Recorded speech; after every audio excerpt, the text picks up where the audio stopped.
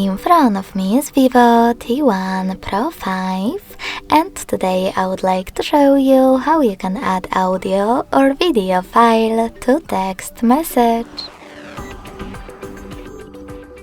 You need to begin by opening Messages app and selecting one of your chats.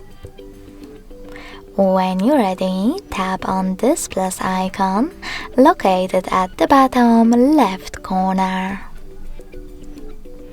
Now click on Files section, and over here you can hold the chosen ones right away.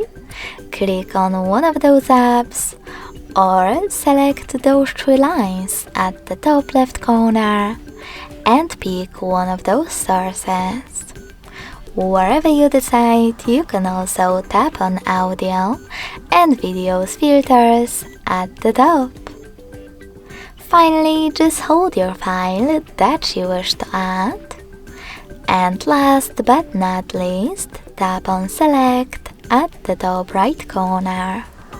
So when I do that, as you can see, my file was successfully added. Thanks so much for watching. If you enjoyed this video, don't forget to leave a like, comment and subscribe. Bye!